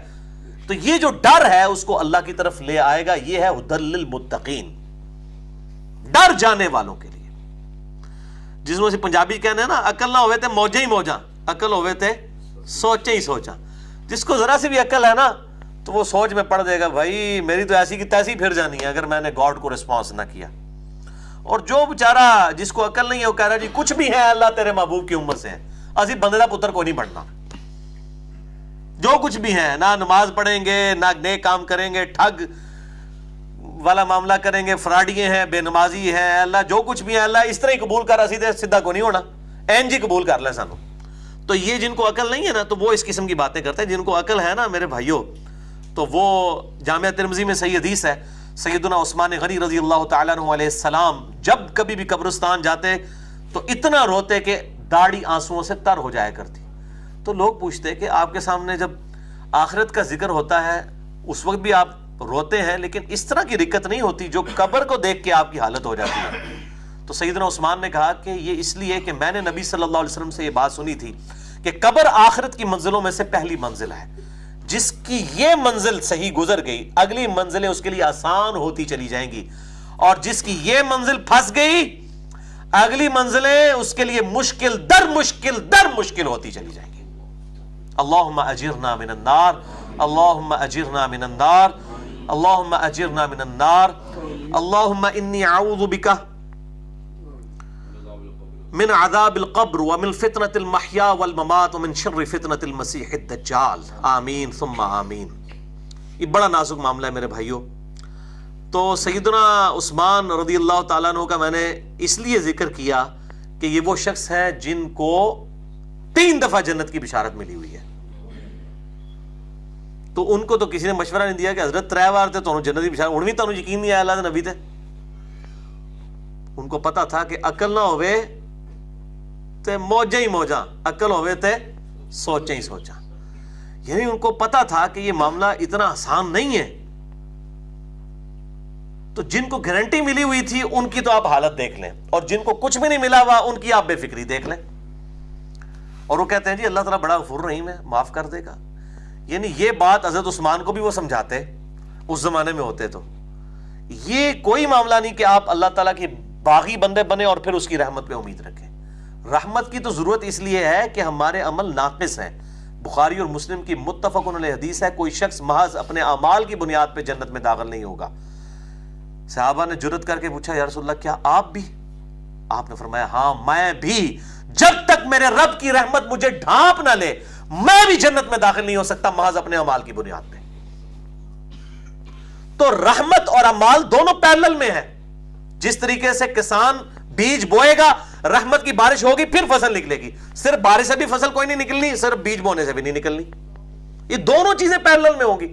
یہ بالکل غلط موقف، اور میں یہ چیلنج کرتا ہوں پورے قرآن میں مجھے کوئی ایک آیت دکھا دے ایسی کہ کوئی انسان اللہ کا باغی ہو اور وہ اسی طریقے سے بغاوت کی زندگی گزارے اور اللہ تعالیٰ کہ ہاں میں معاف کر دوں گا۔ پورے قرآن میں جب کبھی بھی معافی کا ذکر آیا اللہ کی رحمت کی آیات کا، میرا چیلنج ہے، مسئلہ نمبر میرا 18 ریکارڈڈ موجود ہے، گناہ کبیرہ اور توبہ کا بیان۔ اس میں نے بتایا جتنی بھی آیات ہیں ان میں یہ ہے کہ توبہ کرو، اس کے بعد اپنی اصلاح کرو، پھر اللہ کو غفور رحیم پاؤ گے۔ یا ایھا الذین آمنوا توبوا الی اللہ توبۃ نصوحا، اے ایمان والو ایسی توبہ کرو جو آگے کو نصیحت ہو جائے۔ قرآن میں تو کہیں پہ یہ کیٹاگوریکلی مینشن نہیں ہوا کہ جو مرضی کرو اللہ تعالیٰ بخش دے گا، نہیں، توبہ کرو بخشے گا، اس کے بعد اپنی اصلاح بھی کرو۔ توبہ والی صحیح توبہ، ایویں اور ڈنگ ٹپاؤ توبہ نہیں، توبہ کی تسبیح نہیں، واقعی کوئی ڈیسیژن کرے اللہ کے لیے کہ میں نے اب اپنی زندگی جو ہے وہ اللہ اور اس کے محبوب صلی اللہ علیہ وآلہ وسلم کی اطاعت میں بسر کرنی ہے۔ تو اللہ تعالیٰ فرما رہا ہے کہ اس میں واعظ ہے، اس کتاب کے اندر ڈر جانے والوں کے لیے۔ اب میرے بھائیوں اگلی آیت بڑی اہم ہے، سورہ النور کی آیت نمبر 35، اور اسی میں وہ النور لفظ بھی آیا ہے جس کی وجہ سے اس سورت کا نام ہی سورۃ النور ہے، اور اس میں مشکات اور المصابیح کا ذکر بھی آئے گا، اور اسی سے ڈیڈکٹ کیا گیا ہے اس انسائکلوپیڈیا آف حدیث جو بک ہے مشکات المصابیح کا نام، جس پہ میں نے پوری ڈیٹیل ویڈیو بھی ریکارڈ کروا دی ہے۔ مسئلہ نمبر 111B مشکات المصابیح کا مکمل تعارف، اور یہ 3 فائلز جو ہیں تینوں جلدیں PDF کی فارم میں اہل سنت پاک.com پہ موجود ہیں، 18 MB کی 3 فائلز، شیخ زبیر لیزئی رحمہ اللہ تعالیٰ کی تحکیم اور تخریج کے ساتھ کم از کم 13 اہل سنت کی کتابوں کا یہ آپ سمجھ لیں نچوڑ ہے، بڑی انٹلیکچوئل ترتیب کے ساتھ یہ کتاب لکھی گئی ہے۔ کسی کے پاس کتب ستہ نہ بھی ہو، مشکات ہو، تو انسائکلوپیڈیا آف حدیث اس کے پاس موجود ہے، اور اس کی قیمت پاکستانی 1500 روپیہ، $15 آپ کہہ لیں، کوئی زیادہ نہیں ہے، اور مفت میں ہم نے اس کا PDF رکھا ہوا ہے، اور 18 MB کی 3 فائلز ہیں، اہل سنت پاک.com سے ڈاؤن لوڈ کریں اور مسئلہ نمبر 111B دیکھ لیں، مشکات المصابیح کا مکمل تعارف۔ یہ مشکات کا لفظ سورۃ النور آیت نمبر 35 میں آئے گا، اس لیے میں نے ضروری سمجھا کہ میں اس کا ذکر کر دوں۔ یہ میرے بھائیوں قرآن حکیم کی چند مشکل آیات میں سے ہے۔ ظاہر ہے کہ اس میں سے ہر ایک نے اپنا رزلٹ نکالنے کی کوشش کی، اور بعض لوگ اپنی مرضی کا رزلٹ نکال کر خود گمراہ ہوئے، قرآن نے انہیں گمراہ نہیں کیا، انہوں نے اپنا لقمہ جو ہے وہ قرآن کے منہ میں ڈالنے کی کوشش کی، تو ظاہر ہے کہ پھر اللہ تعالیٰ گمراہ کرتا ہے ان کو جو خود فاسق ہیں۔ یضل بہ کثیرا ویہدی بہ کثیرا، اللہ تعالیٰ اس کتاب کے ذریعے، اس کتاب میں دی ہوئی مثالوں کے ذریعے بہت سوں کو ہدایت بھی دیتا ہے، بہت سوں کو گمراہ بھی کرتا ہے، لیکن یہ مراد یہ نہیں کہ قرآن گمراہ کرنے والی کتاب ہے. اگر کوئی یہ سٹیٹمنٹ دے کہ قرآن وہ کتاب ہے جو لوگوں کو گمراہ کر دیتی ہے تو وہ پکا کافر ہے, اس کے کفر میں شک کرنے والا بھی کافر ہے. یہ کانٹیکسٹ اس سورۃ البقرہ کی آیت کا یہ ہے کہ وہ مذاق اڑایا کرتے تھے کہ اتنی بڑی کتاب ہے, اس میں مکھی اور مچھر کی مثال اللہ تعالیٰ نے کیوں بیان کی. میں نے جو مسئلہ تقدیر کے اوپر لیکچر دیے ہیں, 7 گھنٹے کی گفتگو 3 نشستوں میں, مسئلہ نمبر 104 A-B-C, قرآن حکیم سے 200 آیات کراس ریفرنس کے طور پہ میں نے ڈسکس کی ہیں. میری سمجھ لیں زندگی کی سب سے بڑی ایفرٹس میں سے ایک یہ ایفرٹ ہے مسئلہ تقدیر کا, یہ والا لیکچر. اور بخاری و مسلم کی تقدیر پہ جتنی حدیث ہیں میں نے اس کو کور کیا ہے. اس میں نے اس ٹاپک کو ڈسکس کیا تھا کہ یہ بالکل مس کوٹ کرتے ہیں. وہ کافر مذاق اڑاتے تھے کہ اللہ کی کتاب میں مکھی اور مکڑی کی مثالیں, مچھر کی مثالیں یہ کیوں دی گئی ہیں. تو اللہ تعالیٰ نے ان کو تانا دیا ہے, ٹانٹ کیا ہے کہ یہ اس لیے دی ہیں تاکہ تم اس کی وجہ سے قرآن حکیم سے تم تو پہلے ہی متنفر ہو اور قرآن کا مذاق اڑاؤ اور گمراہ ہو جاؤ. اور ساتھ ہی اللہ تعالیٰ فرماتا ہے وَمَا يُضِلُّ بِهِ إِلَّا الْفَاسِقِينَ, اس سے تو گمراہ نہیں ہوتے مگر فاسق جو گمراہ ہونا چاہیں. اللہ نہیں گمراہ کرتا, جو خود ہونا چاہتا ہے. دل بے ایمان تے اجتا ٹھہر. اللہ تو کہتا ہے وَالَّذِينَ جَاهَدُوا فِينَا لَنَهْدِيَنَّهُمْ سُبُلَنَا, جو لوگ ہماری راہ میں کوشش کریں گے ہم اپنی راہیں اس کے لیے کھول دیں گے. قرآن ہے ہی سراپا ہدایت ہے, هُدًى لِلنَّاسِ وَبَيِّنَاتٍ مِّنَ الْهُدَى وَالْفُرْقَانِ, یہ لوگوں کے لیے, پوری انسانیت کے لیے ہدایت ہے اور روشن دلائل ہیں اس کے اندر, اور حق اور باطل میں تمیز کرنے والی یہ کتاب ہے. هُدًى لِلْمُتَّقِينَ ہے, ڈر جانے والوں کے لیے ہدایت ہے. جس کو ذرا سا یہ بھی تصور آ گیا کہ مجھے میری مرضی کے بغیر کسی نے پیدا کیا اور ڈر گیا, اس کے لیے اس کے اندر ہدایت موجود ہے. اور جو نہیں ڈرنا چاہتا وہ ابو جہل ہوگا, آپ دیکھ لیں, اس کو ہدایت نہیں ملے گی. ابو الحکم سے ابو جہل بن گیا. اور جو ڈرنے والا ایک غلام زادہ تھا سیدنا بلال, اللہ نے ان کو ہدایت دے دی. سیدنا عمار ابن یاسر, ان کے والد یاسر, ان کی والدہ سمیہ جو اسلام کے پہلے شہداء میں سے ہیں, ان کو اللہ نے ہدایت دے دی. غلاموں کو ہدایت مل گئی. تو یہ اللہ تعالیٰ اس کو ہدایت دے گا جو خود, یعنی اس کائنات کی سب سے ایلیٹ چیز جو ہے وہ ہدایت ہے. جو چاہے گا اسے ملے گی, جو نہیں چاہے گا اس کے لیے پھر اس کتاب میں بھی کوئی ہدایت نہیں ہے. تو یہ اپنی مرضی سے پھر وہ مثالیں دیتے ہیں. جی دیکھیں سورہ الجمعہ میں آیا کہ یہودی علماء کی مثال ہے کہ جیسے گدھے کے اوپر کتابیں لاد دی گئی ہوں. تو کہتے ہیں دیکھیں جی کتابوں کے اندر دین نہیں ہے, بزرگوں کے پاس بیٹھے. حالانکہ یہ جو علماء کی جو مثال دی گئی ہے یہ آپ لوگوں کی مثال ہے کہ جس طرح گدھے کے اوپر کتاب لاد دی جائے, تو گدھا کتاب تو نہیں پڑھ سکتا نا, تو اس کتاب سے کیسے فیض حاصل کرے گا؟ کر سکتا ہے. تو یہ علماء ہمارے انڈیا پاکستان بنگلہ دیش کے علماء یہ بالکل انہی گدھوں کی مثال ہیں کہ کتابیں ان کی شوکیسوں میں پڑی ہوئی ہیں, درازوں میں پڑی ہوئی ہیں, لائبریریوں میں پڑی ہوئی ہیں, لیکن اس سے استفادہ نہیں کرتے, اپنی سامنے آڈینس کو بتاتے نہیں کہ بخاری مسلم میں نماز کا طریقہ کیا لکھا ہوا ہے. یہ ہے اصل میں گدھے کہ اس سے فیض نہیں حاصل کر لے. کتابیں تو پڑھی شوکیس میں, جس طریقے سے گدھے پر کتابیں لاد دینا وہ اس سے کوئی فیض نہیں حاصل کر سکتا. اسی طریقے سے وہ علماء جن کے شوکیسوں میں کتابیں بخاری مسلم سجی پڑھی ہیں وہ خود نہ پڑھ رہے ہیں نہ لوگوں کو بتا رہے ہیں اس میں کیا لکھا ہے, وہ ہے اصل میں گدھے کی مثال. جو بیچارے کتابیں پڑھ پڑھ کے لوگوں کو ہدایت کی طرف بلا رہے ہیں وہ گدھے کی مثال کیسے ہو گئے؟ گدھا تو کتاب پڑھ نہیں سکتا. جو بیچارہ پڑھ کے بتا رہا ہے دیکھیں قرآن میں یہ لکھا ہے, حدیث میں یہ لکھا ہے, اس پہ عمل کر کے اپنی ہدایت کا سبب کرو, ان مولویوں کے چنگل سے بچو. ہمارے جیسے لوگ جو دائی ہیں ان کو یہ کہتے ہیں یہ دیکھیں جی یہ گدھے کی مثال ہے. اور گدھے کی مثال تو آپ لوگ ہیں کہ جو کتاب سے استفادہ نہیں کرتے. جو بتا رہا کتاب پڑھ کے اور لوگوں کو بتا رہا ہے وہ گدھا کہاں سے ہے؟ تو یہ بالکل ایکسٹریم انہوں نے رزلٹ خود سے نکالے ہوئے ہیں. پھر کہتے ہیں یضل بہ کثیر ویہدی بہ کثیر, قرآن پڑھ کے لوگ ہدایت پاتے ہیں. اور بھائی اللہ ہمارا جو گمراہ رہنا چاہے وہ گمراہ ہوگا. گندگی کے ڈھیر کے اوپر جب بارش پڑے گی تو تعفن پھیلے گا, بارش کا کیا قصور؟ اور کوئی نرم مٹی ہے اس پہ پانی پڑے گا, اس میں سے پھول نکلیں گے, پھل نکلیں گے, بارش تو ایک ہی ہے. تو جس کے اندر خود گندگی موجود ہے نا وہ گمراہ ہوگا. باقی جو صاف ہونا چاہے تو اس کے دل میں بھی اگر گندگی ہے نا, صاف ہونا چاہے تو اللہ تعالیٰ وَشِفَاءٌ لِمَا فِي الصُّدُورِ اللہ نے ایسے کہا ہے, دل کے بیماریوں کی شفا ہے اس کتاب کے اندر. اس لیے میں نے مسئلہ نمبر 1 نام دیا ہے امام الانبیاء کی دعوت قرآن صلی اللہ علیہ وآلہ وسلم. میرا ریسرچ پیپر نمبر 4 بھی ہے اور مسئلہ نمبر 1 ہے ہی اسی ٹاپک کے اوپر ہے, جس سے میں نے قرآن حکیم سے 50 آیات کور کی ہیں کہ ہدایت کا ذریعہ ہماری ٹیکسٹ بک صرف یہ قرآن ہے, حدیث ہماری ریفرنس بکس ہیں. تو بات کہاں سے کہاں نکل گئی, کیونکہ آیت بڑی کریٹیکل تھی. میں انصاف کا تقاضا ہے کہ تھوڑا سا پہلے ذہن بناؤں کہ اس سے لوگوں نے غلط وحدت الوجود کے اور انسان اور خدا ایک ہی ہے اس قسم کے رزلٹ نکالے ہیں. یہ بالکل ڈیفرنٹ. اللہ تعالیٰ نے ایک مثال بیان فرمائی ہے, اس کا ذکر آ رہا ہے. میں آج ڈیٹیل میں نہیں جاؤں گا, میں نے اس حوالے سے ایک ڈیٹیل لیکچر آلریڈی ریکارڈ کروا دیا ہے. مسئلہ نمبر 41, نور من نور اللہ. وہ بھی آغاز نور تو ہی ہو رہا ہے. آیت نور سورہ النور آیت نمبر 35, نور من نور اللہ وحدت الوجود اور علم الکلام. یہ تقریباً 1 گھنٹے کی گفتگو ہے اہل سنت پاک.com پہ. الحمدللہ سینکڑوں ہزاروں لوگوں کی ہدایت کا سبب بنی ہے.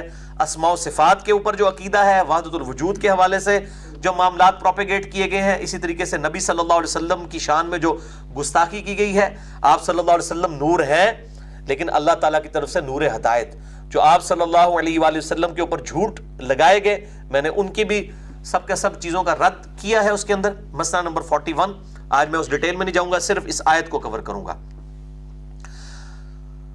سورہ النور آیت نمبر 35, اللہ نور السماوات والارض.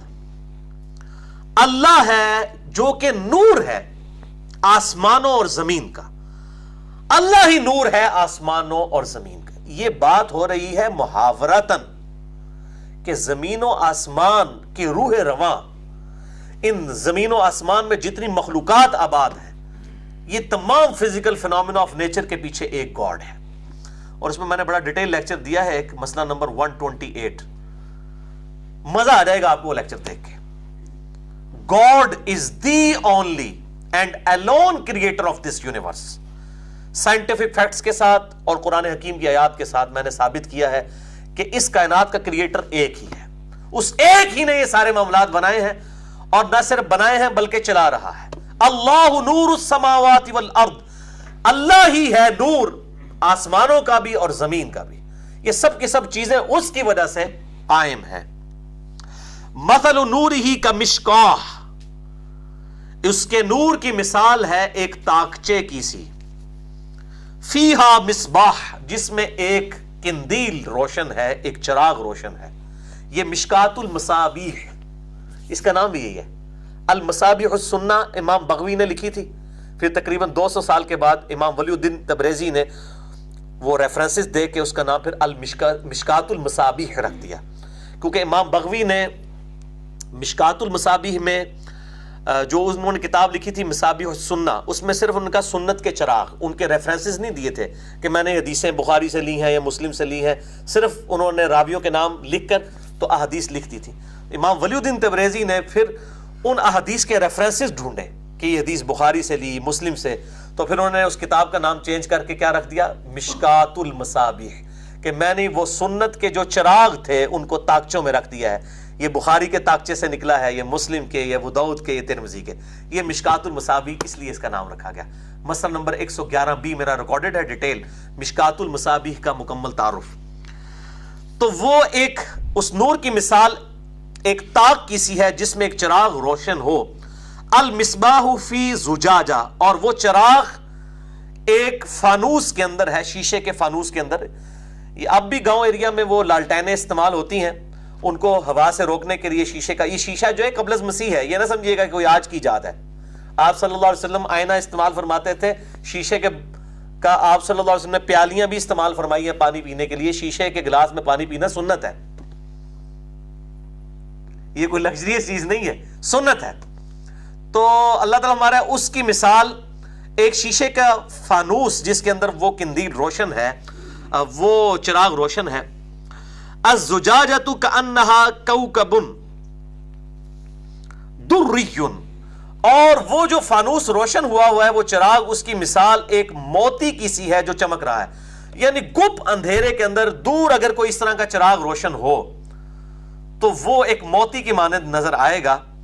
اور اللہ تعالیٰ فرماتا ہے کہ وہ چراغ کیسا ہے, یوقد من شجرۃ مبارکۃ زیتونہ, اس چراغ کو روشن کیا گیا ہے زیتون کے مبارک تیل کے ساتھ. یعنی سب سے ایلیٹ تیل سمجھا, آج بھی دنیا میں سب سے مہنگا تیل زیتون ہی ہے. اس وقت یہ چراغ کے لیے بھی استعمال ہوتا تھا, لیکن امیر لوگ استعمال کرتے تھے, غریب لوگ تو بیچارے سرسوں کا اور باقی تیل, ظاہر ہے زیتون کا تیل تو وہ صرف کھانے کے لیے استعمال کرتے تھے. ابھی اتنا مہنگا کوئی افورڈ نہیں کر سکتا, تو اس زمانے میں کون افورڈ کرتا ہوگا؟ تو یہ مٹی کا تیل تو نہیں ہوا کرتا تھا، یہ مٹی کا تیل تو ہے آج سے تقریباً 300 سال پہلے ڈسکور ہوا ہے۔ 1748 عیسوی میں پہلا تیل کا کنواں امریکہ کی جو ریاست تھی پنسلوینیا، اس میں یہ دریافت ہوا تھا 1748۔ آج جو ہے وہ 24 دسمبر 2016 ہے، تو آپ دیکھ لیں 1748 کتنی پرانی بات ہے، 300 سال بھی نہیں مکمل ہوئے۔ تو اس سے پہلے کسی کو نہیں پتا تھا کہ زمین میں اتنا بڑا خزانہ ہے، پیٹرول کی شکل میں، ڈیزل کی شکل میں، اور یہ ساری کی ساری چیزیں بعد میں نکلی ہیں۔ تو اس وقت مٹی کا تیل نہیں ہوتا تھا، اس وقت جو چراغ روشن کیے جاتے تھے کھانے والے تیل سے ہی روشن ہوتے تھے، اسی لیے اس وقت چوہے جو ہے وہ بتی لے جایا کرتے تھے، کیونکہ وہ کھانے والا تیل جو ہے وہ کھانے کا تیل ہوتا تھا۔ آپ ذرا پیٹرول یا یہ رکھیں تو چوہا تو دور سے ہی بھاگ جائے گا اس کو دیکھ کے، کیونکہ چوہے کے لیے کوئی اٹریکشن ہی نہیں پیٹرول میں اور مٹی کے تیل میں۔ تو اسی لیے بخاری مسلم میں حدیث ہے، آپ صلی اللہ علیہ وآلہ وسلم نے فرمایا کہ رات کو چراغ بجھا کے سویا کرو، کیونکہ اسی حدیث میں آتا ہے کہ مدینہ شریف میں ایک گھر جل گیا تھا مکمل طور پہ، اور اس گھر کے رہنے والے بھی جل گئے تھے، کہ وہ اسی طریقے سے چوہے نے وہ بتی چرانے کی کوشش کی تو ان کے اس خیمے کو آگ لگ گئی۔ تو آپ صلی اللہ علیہ وسلم نے پھر وصیت فرمائی، اور یہ وصیت آج تک ہے۔ آج کل بھی یہ جو ہمارے جو گیس کے ہیٹر ہیں ان کو بجھا کے ہی سونا چاہیے، یہ اسی کے اوپر ہی آپ قیاس کریں گے آج کے دور کے اعتبار سے۔ فالتو لائٹس ویسے بھی فضول خرچی سے بچنا چاہیے۔ تو زیتون کے تیل سے اسے روشن کیا گیا ہو، لا شرقیت ولا غربیہ، اور وہ درخت ایسا ہو، اس ایسے زیتون کے درخت کا تیل ہو کہ جو نہ شرقی ہو نہ غربی۔ کیا مطلب؟ یعنی اگر وہ درخت کسی ایسے جھنڈ میں ہے کہ جھنڈ کا ڈومیننٹ حصہ مغرب کی جانب ہے، تو جب مشرق سے سورج نکلے گا اس وقت تو اسے پوری دھوپ ملے گی، لیکن جو مغرب کی طرف سورج جائے گا تو اس کے اوپر باقی درختوں کا سایہ پڑے گا، تو دھوپ مکمل وہ ایکسٹریکٹ نہیں کر سکتا، فوٹو سنتھسس اس طریقے سے ہو کر نہیں ہو سکتا اس کے ساتھ معاملہ، ضعیف تالیف والا عمل۔ تو ایسے درخت کو پھر کہا جائے گا یہ صرف شرقی درخت ہے، یعنی جب مشرق سے سورج نکلتا ہے تو وہ زوال کے وقت سے آگے جاتا ہے تو اس کے بعد اس کے اوپر اس طریقے سے دھوپ نہیں پڑتی ہے، چھاؤں والی دھوپ پڑتی ہے۔ اور مغربی درخت کون سا ہوگا؟ جس کے جھنڈ جو ہے مشرق کی جانب ہو، جب غروب کی طرف سورج جا رہا ہو اس وقت اس کے اوپر روشنی پڑ رہی ہو۔ دیکھ لو پوری سائنس ہے، مولوی بیچارے انہوں سائنس کی تو سمجھانی پوے گی، تو قرآن جڑی ہے نا، یہ قرآن ایسے بڑا انٹلیکچوئل لیول چاہیے، یہ ساری کی ساری چیزوں کو، فزیکل فینومینا آف نیچر کو بھی سمجھنا ہے نا۔ تو ایسا زیتون کا درخت جو نہ شرقی ہو نہ غربی ہو، یعنی اکیلا کہیں پر اونچی جگہ پہ وہ درخت لگا ہوا ہے، اور صبح سورج نکلنے سے غروب ہونے تک مسلسل سورج کی روشنی وہ ابزارب کرتا ہے۔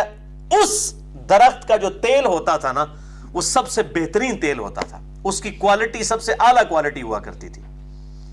تو ایسے درخت کے تیل سے جس چراغ کو روشن کیا گیا ہو، یکادو زیتھا یضیء، اور وہ تیل اس کا اس قسم کا ہے، اس سے روشن کیا گیا ہے کہ وہ قریب ہے بھٹکنے، وہ بھڑک جانے کے قریب ہے، کہ اس کے قریب بھی دیا سلائی لے کے تو فوراً آگے پکڑ کے وہ آگ کو پکڑ لے، یعنی اتنا پیور تیل ہے۔ وَلَوْ لَمْ تَمْسَسْهُ نَارٌ، اگرچہ اسے نار یعنی آگ نہ بھی چھوئے تو خود لپک کے اس کو پکڑ لے۔ اس کی ابھی فزیکل فارم جو ہے یہ پیٹرول ہے، اس کو ہم اپنی جو انجینئرنگ کی لینگویج میں کہتے ہیں ہائیلی وولٹائل فیول۔ وولٹائل ایسا فیول جو بھڑکنے کے لیے تیار ہو، یعنی اس کے ویپرز بھی ارد گرد پھیلے ہوتے ہیں۔ ایون پیٹرول اگر یہاں پہ رکھ دیا جائے نا کسی گلاس کے اندر، تو دور یہاں سے بھی اگر آپ آگ سلگائیں گے نا وہ پکڑ لے گا پیٹرول اس کو۔ اسی لیے تو پھر ایسی انجنز بنائے گئے ہیں، انٹرنل کمبسچن انجن ان کو کہا جاتا ہے ہماری میکینیکل کی فیلڈ میں، کہ انٹرنل کمبسچن ہوتی ہے اس کے اندر۔ باہر تو پیٹرول کو جلا کے سے آپ کوئی چیز نہیں حاصل کر سکتے، نہ ایک رسک بھی نہیں لینا چاہیے تھا۔ اور بعض لوگ کیا کرتے ہیں، کسی ڈھیر کو، کوڑے کے ڈھیر کو آگ لگانی ہے، تھوڑا پیٹرول چھڑکتے ہیں تو وہ پھر جا کے قریب آگ لگانے لگتے ہیں، آگ ابھی ادھر ہاتھ میں ہی ہوتی ہے تو بھڑک اٹھتی ہے۔ اس قسم کی آپ دیکھیں کتنی ویڈیوز یوٹیوب کے اوپر رکھی ہوئی ہیں۔ تو پیٹرول کے ساتھ یہ رسک نہیں لیا جا سکتا، ہائیلی وولٹائل ہوتا ہے۔ تو اللہ تعالیٰ فرماتا ہے وہ ایسا زیتون کا تیل ہے کہ قریب ہے کہ وہ خود ہی جل اٹھے آگ کے پہنچنے سے پہلے، اس قسم کا وہ بہترین تیل ہے۔ نور علی نور، نور پر نور، روشنی پر روشنی۔ اب وہ اس کی جو دوسرا پورشن ہے وہ اس کو کلیئر کرے گا۔ یہد اللہ لنورہ من یشاء، اللہ تعالیٰ اس نور کی طرف ہدایت دیتا ہے جسے چاہتا ہے۔ وَيَضْرِبُ اللَّهُ الْأَمْثَالَ، اور اللہ تعالیٰ بیان فرماتا ہے مثالیں للناس لوگوں کے لیے، واللہ بکل شیء علیم اور اللہ تعالیٰ ہر چیز کا علم رکھنے والا ہے۔ یہ آیت نمبر 35 مکمل ہوئی۔ بیسیکلی اللہ تعالیٰ میں یہ اللہ کے نور کی مثال ہے، اور اللہ تعالیٰ اس نور کی طرف جسے چاہتا ہے رہنمائی عطا فرماتا ہے۔ نور علی نور کیا ہے وہ اب اس کو سمجھ لیجیے آپ۔ یہ بیسیکلی اللہ تعالیٰ نے نور ہدایت کی مثال انسان کے جو دل کو ایز این انسٹرومنٹ آف ہدایت رکھا ہے، اور اگر آپ یہ انسان کے جسم کو بھی دیکھیں یہ بھی طاقچے کی مثال ہے، اور اس میں ایک چراغ روشن ہے جو اللہ تعالیٰ کی طرف سے ہدایت حاصل کرنے والا ہے۔ تو اللہ تعالیٰ کے جو نور کی مثال یہ ہے کہ اللہ تعالیٰ نے ہماری انسٹنکٹ کے اندر توحید رکھ دی ہوئی ہے۔ کسی تک نبی کی دعوت نہ بھی پہنچے تب بھی اسے فزیکل فینومینا آف نیچر کی آبزرویشن کے بعد یہ بات کلیئر ہو جائے گی کہ میرے ماں باپ نے مجھے پیدا نہیں کیا، ورنہ ان کو کس نے پیدا کیا؟ مجھے میری مرضی کے بغیر کسی کریٹر نے بنایا ہے۔ اس رزلٹ تک انسان پہنچ جاتا ہے۔ اس پہ میرا ڈیٹیل لیکچر ہے، مسئلہ نمبر 64، انسان کی ہدایت کے 5 بنیادی سٹیپ، جس میں میں نے ثابت کیا ہے کہ انبیاء کرام علیہ السلام کی تعلیمات کے بغیر بھی انسان بیسک لیول کی ہدایت تک پہنچ جاتا ہے، پھر اس کو وجدک ضالا فہدی، وہ اعلیٰ درجے کی ہدایت تک پہنچانے کے لیے پھر وحی کی ضرورت ہوتی ہے۔ وحی بھی نور ہے، اور یہ ہماری انسٹنکٹ میں نور توحید موجود ہے۔ جب وحی کا نور اس کے قریب آتا ہے تو نور علی نور ہو جاتا ہے، تو یہ اندر کے جو تار ہیں نا وہ چھڑ جاتے ہیں۔ یہ اللہ کی ہدایت ہے، نور علی نور۔ اندر یہ قلب روشن ہے، اللہ تعالیٰ نے اس کو پرورٹڈ نہیں بنایا، اور جیسے ہی نبی کی تعلیمات پہنچتی ہیں کسی ایسے شخص تک جس کا ضمیر ابھی پرورٹڈ نہیں ہوتا، وہ آگے بڑھ کر لپک کر اس حق بات کو قبول کر لیتا ہے۔ اسی لیے آپ دیکھیں کچھ لوگوں نے تو بہت جلدی اسلام قبول کر لیا۔ سیدنا علی تھے، سیدنا زید ابن حارثہ، سیدنا ختیجہ، سیدنا ابوبکر صدیق رضی اللہ عنہم اجمعین علیہم السلام، اور سیدنا عمر کو دیکھیں 6 سال لگ گئے بات سمجھنے میں۔ تو اگر کسی کی نیچر پرورٹڈ بھی ہوئی ہے، کچھ عرصہ لگے گا، اللہ تعالیٰ اس کو ہدایت دے گا اگر وہ ہدایت کا طالب ہوگا۔ لیکن بعض لوگ ایسے ہوتے ہیں کہ پہلی دفعہ دیکھتے اور سنتے ہی فوراً حق بات کو قبول کر لیتے ہیں، اتنے سلیم الفطرت لوگ ہوتے ہیں۔ تو اللہ تعالیٰ ماتا ہے، اللہ تعالیٰ اپنے اس نور کی طرف لوگوں کو رہنمائی کرتا ہے جس کو چاہتا ہے، یعنی جو چاہے اس کو، یہ معنی بھی ہو سکتا ہے، اور جس کو اللہ چاہتا ہے اس کو، دونوں معنی بیک وقت درست ہیں، کیونکہ والذین جاہدوا فینا لنہدینہم سبلنا، جو لوگ ہماری راہ میں کوشش کریں گے ہم ضرور انہیں ہدایت دیں گے۔ اللہ تعالیٰ نے اپنے ذمہ لیا ہوا ہے کہ میرا کام ہے میں خود ہدایت دوں گا، یہ ہو ہی نہیں سکتا۔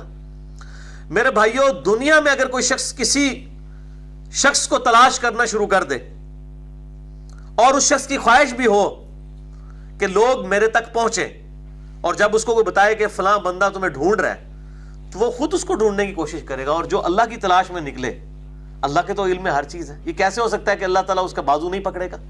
ضرور پکڑے گا۔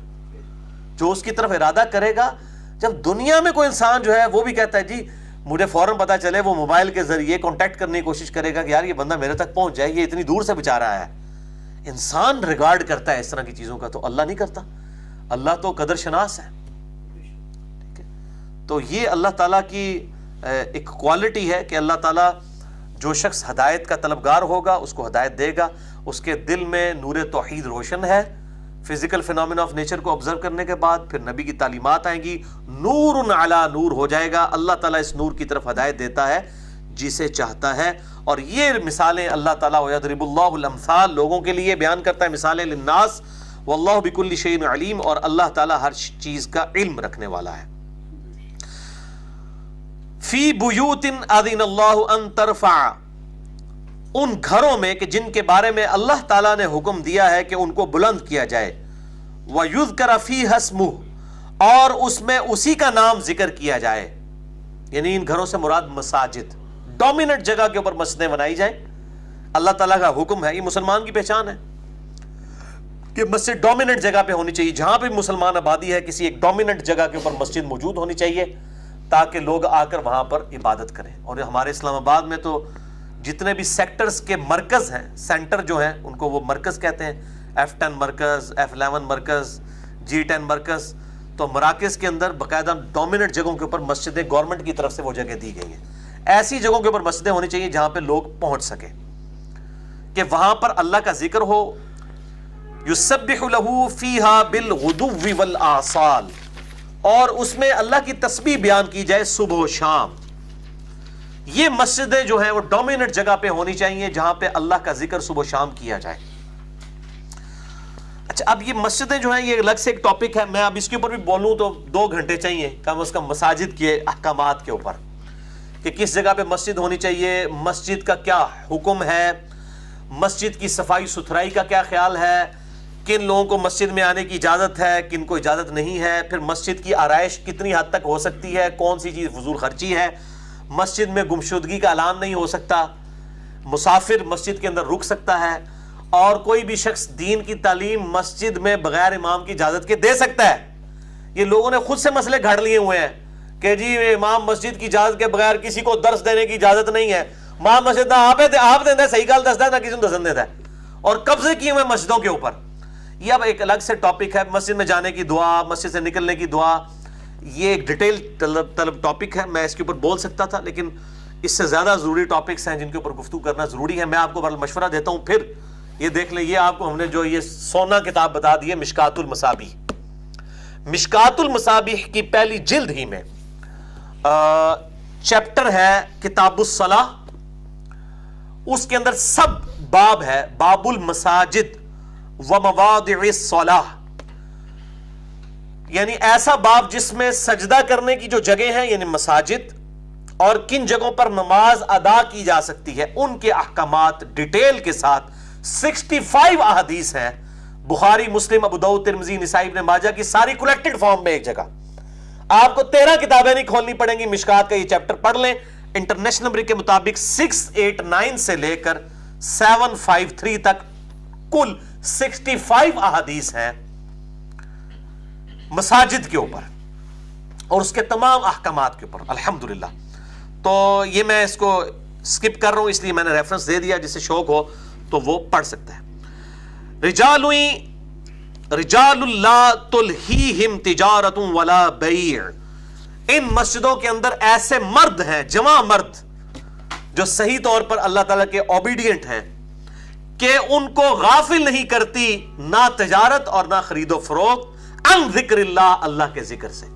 وہ اللہ تعالیٰ کا ذکر کرتے ہیں، یہ دنیا داری والے معاملات، دنیا سے کمائی کرنے والے معاملات، جو کہ ظاہر دنیا میں رہنے کے لیے ضرورت ہے، یہ متاع، یہ چیز اللہ کی یاد سے غافل نہیں کرتی کہ وہ اس کے پیچھے جناب جو ہے وہ اللہ کا ذکر چھوڑ دیں، یا اپنی جو ہے وہ دکان کے اندر ہی مصلی کونے میں ڈال کے تو نماز پڑھ لیں۔ نہیں، مسجدوں میں آنے سے، اللہ کے ذکر سے یہ چیزیں غافل نہیں کرتی ان کو۔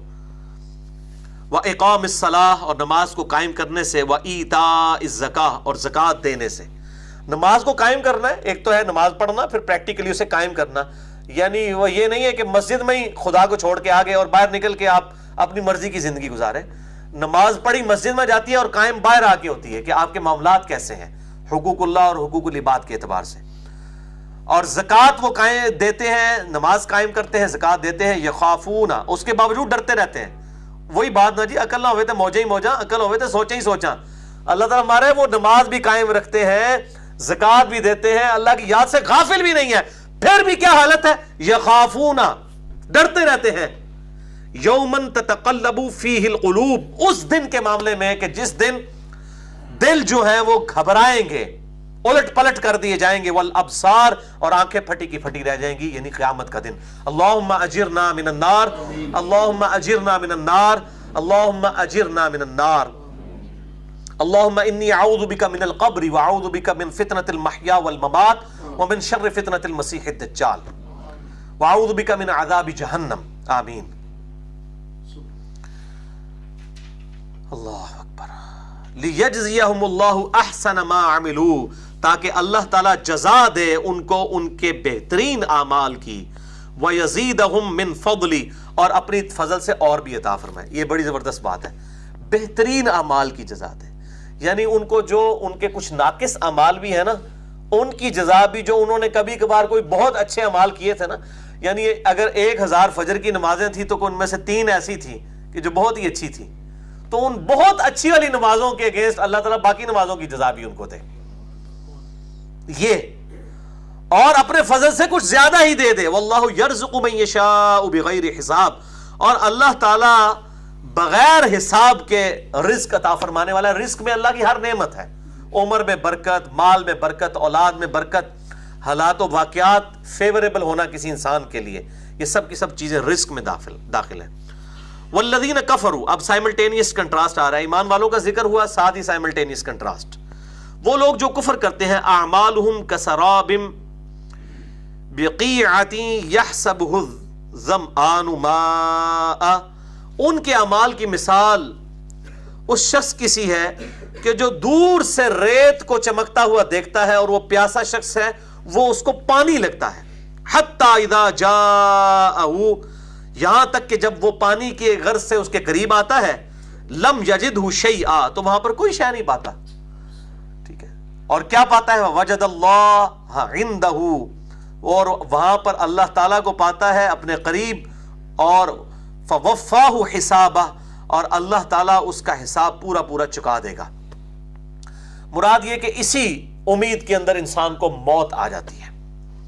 انسان اپنے اعمال کو بڑا اچھا سمجھ رہا ہوتا ہے. دنیا میں جتنے باغی لوگ ہیں نا, آپ اگر ان کو دیکھیں گے, کمائی حرام کی ہوگی اور انہوں نے کوئی ہاسپٹل بھی کھولا ہوا ہوگا, اور وہ سمجھ رہے ہوں گے چلو جو کچھ بھی ہے ہم یہ بھی تو کام کر ہی رہے ہیں نا, ہاسپٹل بھی تو کھولا ہوا ہے نا, چاہے حرام کی کمائی کا, چلیں جی اللہ کو تو خوش کر رہے ہیں. اللہ کے نزدیک حرام کی کمائی کے مال کے عوض اس طرح کی اسلام کی خدمت کی کوئی اہمیت نہیں ہے. اللہ تعالیٰ فرماتا ہے یہ اعمال کی سمجھ رہے ہیں بڑے اچھے ہم نے کیے ہیں, لیکن کے اعمال کی مثال اسی طریقے سے ہے جیسے ایک پیاسا ریگستان میں دور سے وہ سراب دیکھتا ہے. ابھی بھی آپ دیکھیں, ایون چٹیل آپ میدان میں چلے جائیں تو دور سے آپ کو خصوصاً گرمیوں کے اندر اس طریقے سے جو ہے وہ ہوا اڑتی ہوئی نظر آتی ہے کہ لگتا ہے کہ پانی ہے. یہ منظر آپ روڈ کے اوپر بھی دیکھ سکتے ہیں, جو بالکل سیدھی روڈ ہو اس کے اوپر بھی, لیکن آپ قریب پہنچیں گے تو کچھ بھی نہیں ہوگا, سارا نظروں کا دھوکہ ہوگا. اسی طریقے سے حرام کی کمائی سے کیے گئے نیک اعمال بھی اللہ کے حضور زیرو سے ملٹیپلائی ہونے والے ہیں. بولے اعوذ باللہ تعالی. اور ان اعمال کی کوئی حیثیت نہیں ہے اللہ کے حضور. دنیا میں آپ دھوکہ دے سکتے ہیں, دنیا میں آپ کو اللہ تعالیٰ جو ہے وہ اس کے اگینسٹ بہت کچھ عطا بھی فرما دے گا, دنیا میں آپ کو مشہوری بھی مل جائے گی, مل جاتی ہے نا جی. مدر ٹریسا کو جو ہے وہ انعام مل گیا نا دنیا کے اندر, ہیومینٹی کا نوبل پرائز مل گیا نا, ٹھیک ہے, تو دنیا میں اس کو انعام مل گیا. آخرت میں اللہ کے ہاں صرف اسی کی قبولیت ہے جس کا عقیدہ توحید صحیح ہے, اعمال سنت کے مطابق ہے اور خالصتاً اللہ کے لیے ہے, لوگوں کے دکھلاوے کے لیے نہیں ہے, حرام کی کمائی سے نہیں ہے. تو اللہ تعالیٰ ماتا ہے ان لوگوں کی مثال پھر سراب کی مانند ہے. جب اللہ کے پاس پہنچ جائیں گے, وہ موت کا وقت آ جائے گا, اللہ کے پاس پہنچ جائیں گے, وہاں کوئی عمل بھی ان کے پاس نہیں ہوگا, زیرو سے ملٹیپلائی. واللہ سریع الحساب, اور اللہ تعالیٰ حساب لینے میں جلدی فرمانے والا ہے. یا پھر اللہ تعالیٰ فرما رہا ہے ان کی مثال, او کظلمات فی بحر, یا پھر جو سمندر کے اندر اندھیرے ہوتے ہیں ان کی مثال ہے ان کے اعمال. کس طرح کا اندھیرا؟ لجی یغشاہ موج من فوقہ موج, ایسے گہرے سمندر میں جہاں پر موجوں پر موجیں چھا رہی ہوں, رات کا وقت ہو ایک اندھیرا, موج پر موج چھا رہی ہو دوسرا اندھیرا, من فوقہ سحاب, اور پھر اس کے اوپر کالے بادل بھی چھائے ہوئے ہوں. اس طرح کا جو اندھیرا ہے سمندر کے اندر, ایک تو دور تک کوئی روشنی نہیں رات کا وقت, پھر موج پہ موج چھا رہی ہے اس کا اندھیرا, پھر اوپر کالے بادل اس کا اندھیرا. اس طرح کے جو معاملات ہیں, ظلمات بعضها فوق بعض, اور بعض کے اوپر بعض کا اندھیرا چھایا ہوا, یعنی تہ بتہ بادل اندھیرے کے چھائے ہوئے, ایک اندھیرے پہ دوسرا اندھیرا چھایا ہوا. اس طرح کا اندھیرا جو ہے اس میں کیا ہو, اذا اخرج یدہ, اگر وہ شخص اپنا ہاتھ باہر نکالے یوں, لم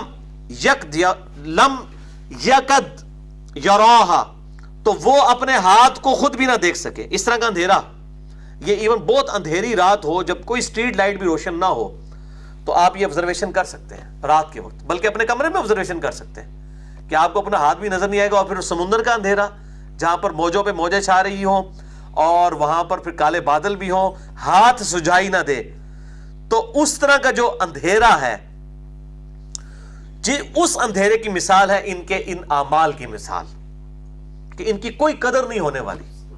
اب وہاں پر ایمان والوں کو کہا گیا تھا نور علی نور, اور یہاں پر کیا کہا گیا, ظلمات بعضها فوق بعض, اندھیرے پر اندھیرا چھایا ہوا. وَمَن لَّمْ يَجْعَلِ اللَّهُ لَهُ نُورًا، اور سچ تو یہ ہے کہ جس کے لیے اللہ نور نہ بنا دے ہدایت کا، فَمَا لَهُ مِن نور، تو پھر اس کے لیے کوئی نور نہیں ہو سکتا. یعنی اللہ تعالیٰ اگر کسی کو ہدایت دے گا تو ہدایت ملے گی، ادروائز اگر اللہ تعالیٰ کسی کے لیے گمراہی کا فیصلہ کر لے تو پھر اس کے لیے پھر کوئی ہدایت اس کو نہیں دے سکتا. تو یہاں پر یہ ہماری گفتگو الحمدللہ کنکلوڈ ہوئی. اگلی گفتگو انشاءاللہ تعالیٰ اگلی دفعہ ہم آیت نمبر 41 سے آنورڈ لے کر چلیں گے. اللہ تعالیٰ سے دعا ہے جو حق بات میں نے کہی اللہ تعالیٰ ہمارے دلوں میں راسخ فرمائے. اگر جذبات میں میرے منہ سے کوئی غلط بات نکل گئی تو اللہ تعالیٰ ہمارے دلوں سے معاف کر دے. ہمیں کتاب و سنت کی تعلیمات پر عمل کر کے دوسرے بھائیوں تک پہنچانے کی توفیق عطا فرمائے. سبحانک اللہم و بحمدک، اشہد ان لا الہ الا انت، استغفرک و اتوب الیک، وما علینا الا البلاغ المبین. جزاکم اللہ خیرا.